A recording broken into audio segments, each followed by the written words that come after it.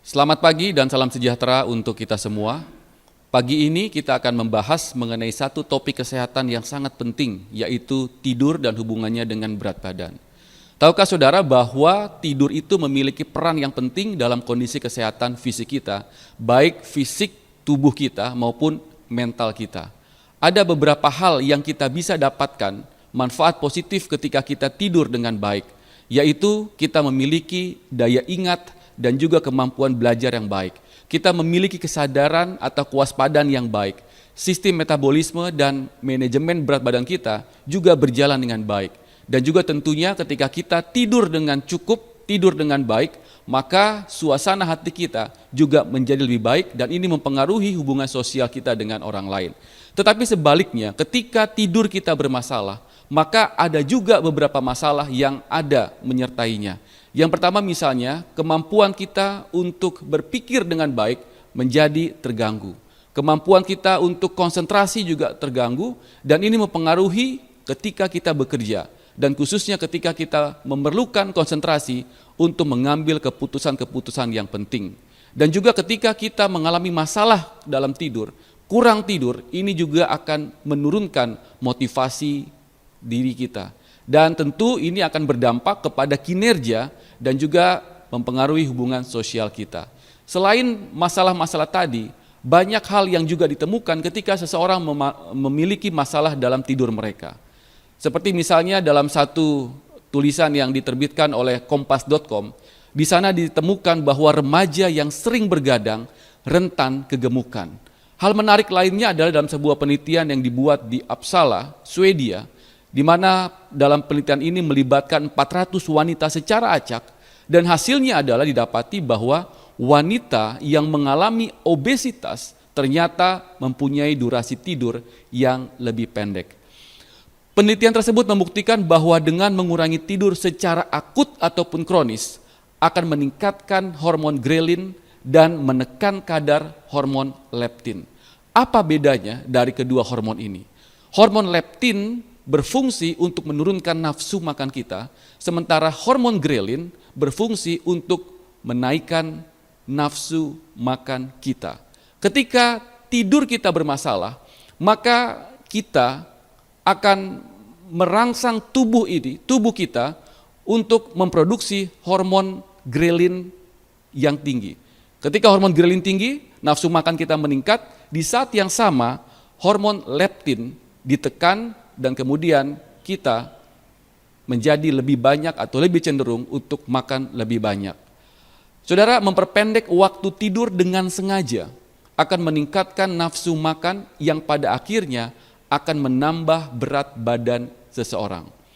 Kurang tidur menyebabkan produksi grelin lebih banyak dan mengurangi produksi leptin, serta mengganggu metabolisme glukosa dan insulin. Itu sebabnya tubuh memerlukan tidur untuk mengendalikan berat badan. Banyak orang yang mengalami masalah dengan berat badan berusaha untuk menanggulanginya dengan mengatur pola makan, gerak badan secara reguler, teratur dan intens, tetapi ada hal yang sering kali dilupakan, yaitu mengatur pola tidur. Padahal pola tidur mempengaruhi juga ketika seseorang dalam satu program untuk pengendalian berat badan. Tidur adalah harta yang sering diabaikan oleh orang-orang perkotaan. Nah, tidur seperti apa yang kita perlukan? Tidur yang diperlukan oleh tubuh kita adalah tidur yang berkualitas dan tidur yang kuantitasnya baik. Apa artinya ini? Tidur berkualitas adalah ketika kita memiliki tidur yang nyenyak sepanjang malam dan kuantitasnya adalah sekitar 7 sampai 8 jam. Ada satu hal yang kita bisa lihat ketika seseorang menjalani proses tidur, yaitu yang disebut sebagai siklus tidur. Ada 4 tahap ditambah dengan tahap yang kelima yang disebut sebagai REM atau Rapid Eye Movement. Tahap pertama adalah tahap tidur ringan. Dan pada saat ini ketika seseorang tidur, maka dengan mudah dia akan terbangun dengan hal-hal yang mengganggu dia. Misalnya ketika ada cahaya yang terang atau suara yang keras, maka dia akan mudah untuk terbangun. Atau yang dengan bahasa umum disebut sebagai tidur ayam. Jadi mudah sekali dia untuk terbangun. Setelah melewati tahap satu ini, maka dia akan masuk ke tahap yang kedua. Pada tahap kedua ini sensitivitas terhadap lingkungan sudah semakin menurun. Jadi dia sudah lebih jauh tidurnya, sehingga gangguan-gangguan yang tadinya sangat mudah membangunkan dia, sekarang sudah lebih sulit untuk bisa membuat dia terbangun. Dan ketika sudah melewati tahap kedua, maka dia akan masuk ke tahap yang ketiga. Di tahap yang ketiga ini tidur menjadi semakin lebih dalam lagi dan semakin susah untuk bisa terjaga oleh karena gangguan-gangguan tadi. Melewati tahap ketiga, maka masuklah tahap yang keempat. Tahap keempat ini yang disebut sebagai tidur yang dalam atau deep sleep. Di mana ketika memasuki tahap ini atau fase ini, maka orang tersebut perlu untuk mendapatkan rangsangan yang kuat sehingga dia bisa terbangun. Misalnya ada gerakan yang dibuat dengan keras kepada tubuhnya ataupun suara yang keras sehingga dia bisa terbangun dari tidurnya. Dan setelah melewati tahap 4 ini kemudian kembali ke tahap yang ketiga, tahap yang kedua dan masuk kepada tahap REM, Rapid Eye Movement.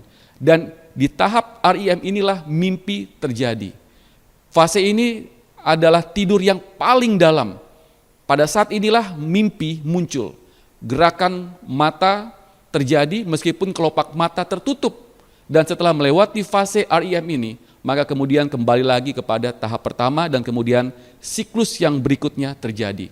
Dalam satu malam, siklus ini terjadi sebanyak 4-6 kali.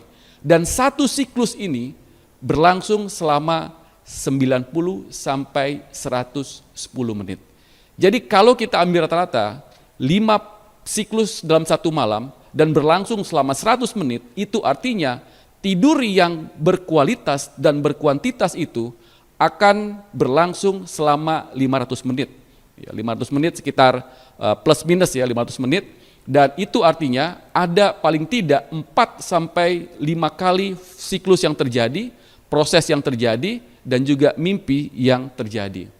Nah, saudara yang dikasihi oleh Tuhan, pola tidur pada tingkatan usia ini berbeda-beda. Pola tidur berbeda ketika seseorang masih usia bayi, kemudian menanjak kepada kanak-kanak, remaja, dewasa, dan lansia. Pada usia bayi, waktu tidur digunakan adalah sekitar 66% dari waktu dalam sehari. Sementara dewasa hanya 33%. Jadi kalau 24 jam sehari, maka waktu tidur orang dewasa itu sekitar sepertiganya atau kira-kira 7-8 jam. Ketika usia semakin bertambah, usia lanjut, maka jam tidur mulai berkurang dan juga kedalaman tidur juga semakin berkurang. Sehingga yang sering dialami oleh orang yang sudah memasuki tahap lanjut usia, seringkali dikeluhkan dalam mereka sulit tidur, dan kalaupun tidur mudah sekali untuk terbangun. Dan ini adalah hal yang umum terjadi, bukan karena masalah kesehatan, tetapi karena faktor usia yang terjadi, yang dialami oleh orang-orang yang sudah berusia lanjut tadi. Dalam kebutuhan tidur tahapan manusia, mulai dari bayi sampai lansia, mulai dari lahir sampai dengan 3 bulan, menghabiskan waktu 16 jam sehari untuk tidur, kemudian bayi 1 bulan sampai 1 tahun 14 jam, semakin bertambah usia semakin berkurang, usia toddler 12 jam, prasekolah 10 jam, usia sekolah 6 tahun sampai 11 tahun sekitar 11 sampai 10 jam, 9 jam, kemudian remaja sekitar 7,5 jam, dewasa muda 6 sampai 8,5 jam, dewasa tengah menurun dari dewasa muda, lansia tetap tapi kualitas mulai berubah. Nah, apa yang terjadi selama kita tidur? Yang pertama adalah ketika seseorang tidur dengan baik, yaitu tidur yang memiliki kualitas yang baik dan juga kuantitas yang cukup, maka tubuh akan memproduksi hormon pertumbuhan, human growth hormone. Yang ini diperlukan dalam proses pertumbuhan anak-anak dan remaja. Tetapi apakah orang tua tidak lagi memerlukan hormon pertumbuhan ini? Jawabannya tetap perlukan, tetapi fungsinya berbeda.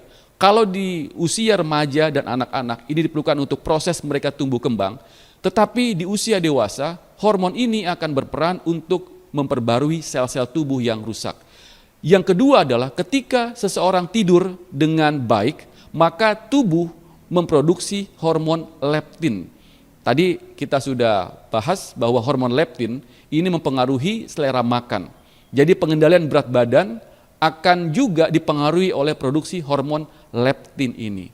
Nah, ini akan bertolak belakang dengan hormon grelin. Ketika kita terjaga, maka hormon grelin yang diproduksi sehingga kita selalu timbul rasa lapar, tetapi kalau tidur kita cukup, yang diproduksi oleh tubuh kita adalah hormon leptin, sehingga kita bisa mengendalikan selera makan kita. Sejumlah penelitian mengemukakan bahwa tidur malam sekitar 7-8 jam dapat menaikkan produksi hormon leptin dalam tubuh kita. Tetapi jika kurang tidur, aktivitas leptin melambat sehingga tubuh mengalami peningkatan berat badan.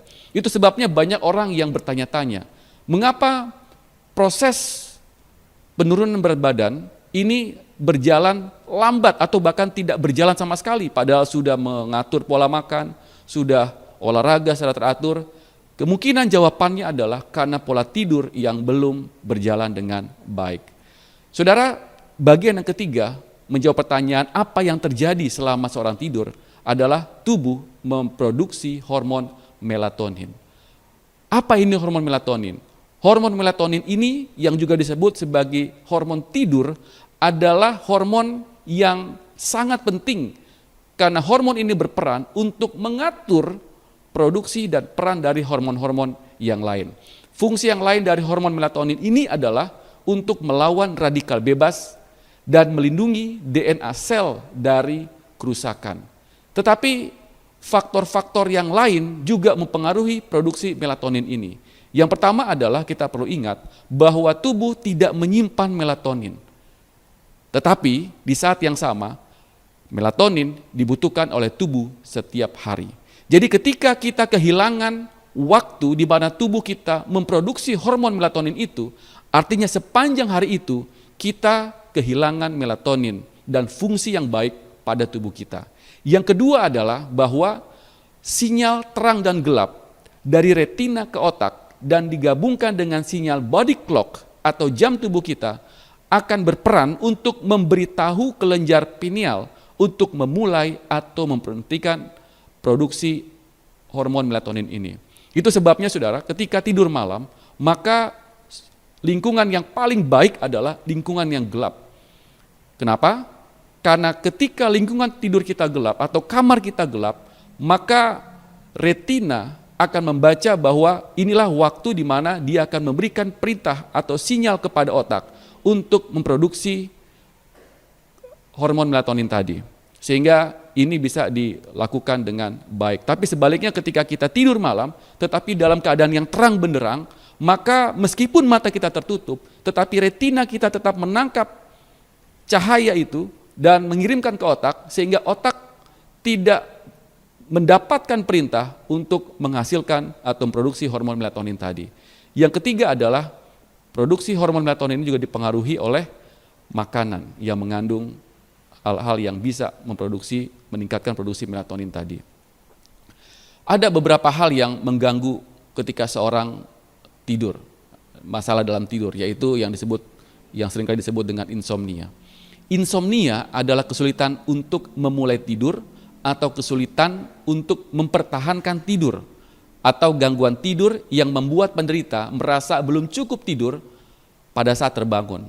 Nah, insomnia ini akan berdampak pada gangguan memori, emosi, depresi, kecemasan, dan penyakit-penyakit fisik lainnya. Nah, ada beberapa penyebab insomnia yang sangat umum. Yang pertama adalah ini seringkali disebabkan oleh karena kebiasaan tidur yang buruk dan pola hidup yang tidak sehat. Yang kedua adalah penggunaan obat-obatan tertentu.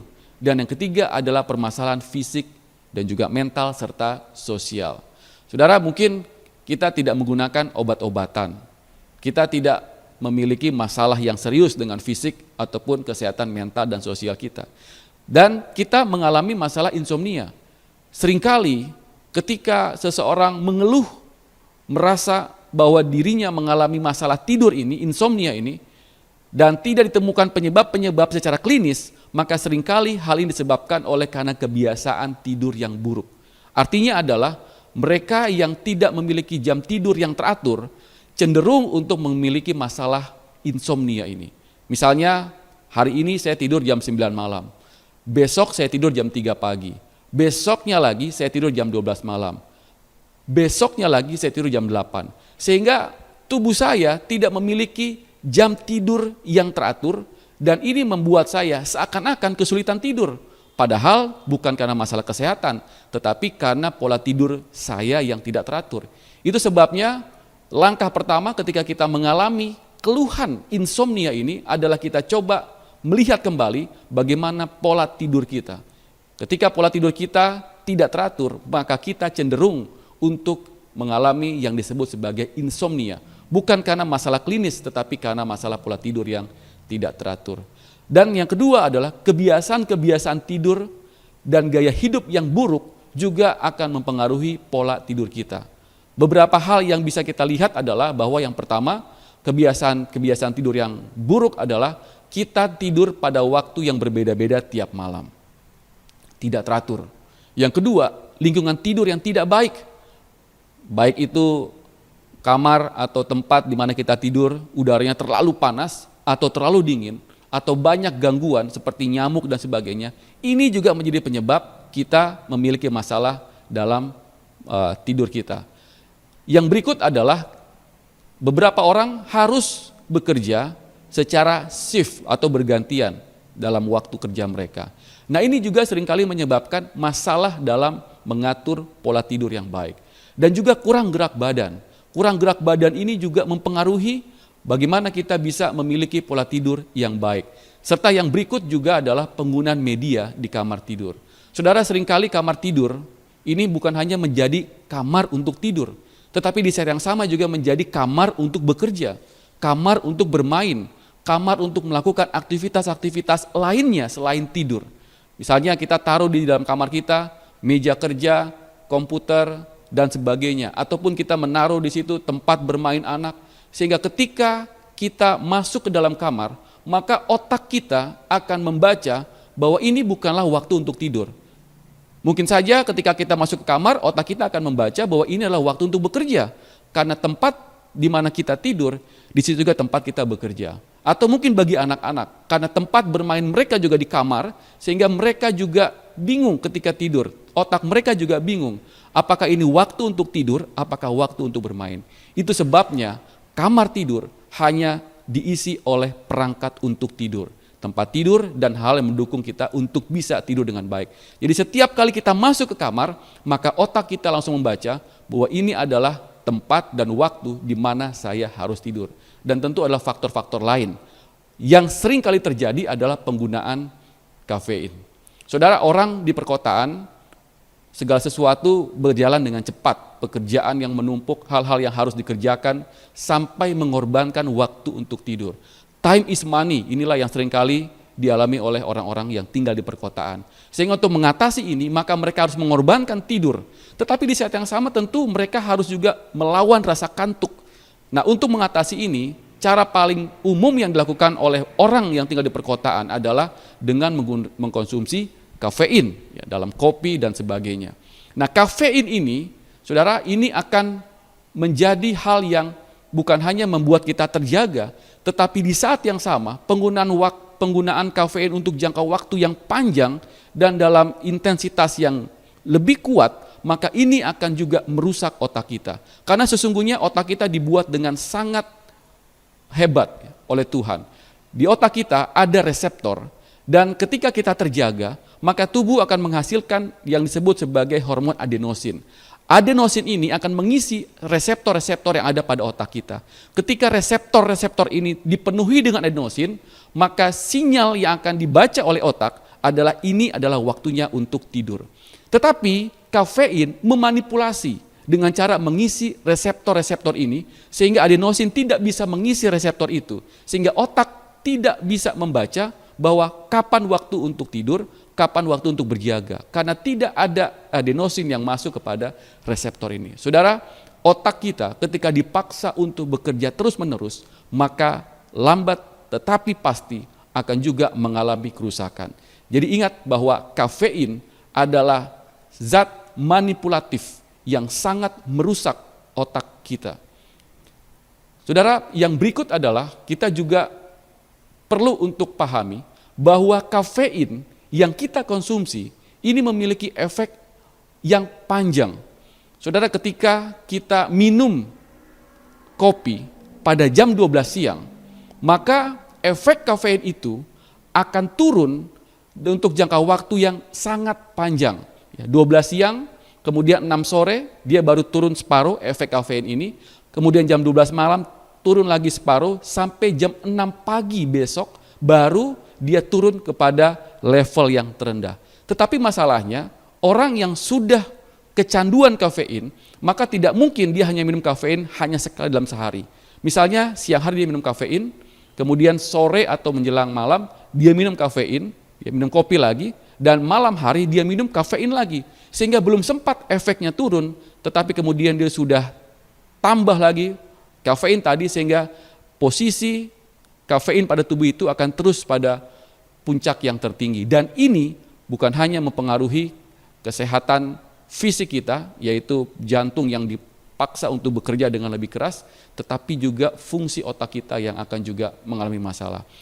Beberapa tips untuk mendapatkan kualitas tidur yang baik, yang pertama adalah berhenti mengkonsumsi kafein. Apapun jenisnya. Seringkali orang juga berkata, oh bagaimana dengan kopi yang sudah diturunkan kadar kafeinnya? Saudara, kadar kafein diturunkan bukan berarti non kafein, tetapi tetap ada kafein, dan kafein itu yang tetap juga akan merusak kesehatan fisik kita dan juga kesehatan otak kita. Yang kedua adalah berhenti minum alkohol. Tips yang ketiga, kita perlu aktif bergerak. Tetapi tentu olahraga yang terbaik adalah olahraga dilakukan pada pagi hari. Jangan juga olahraga pada saat menjelang waktu tidur.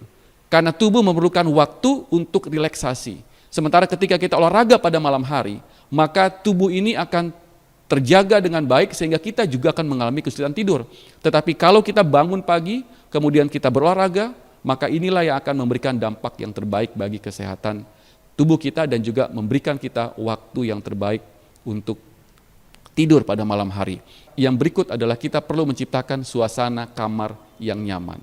Ingat yang kita sudah sebutkan di awal tadi, bahwa kamar tidur harus diisi hanya perangkat tidur, tempat tidur dan alat-alat penunjang tidur lainnya. Di luar itu sebaiknya tidak ditaruh di dalam kamar. Sehingga ketika kita masuk ke dalam kamar kita, maka otak kita langsung membaca bahwa kita akan tidur.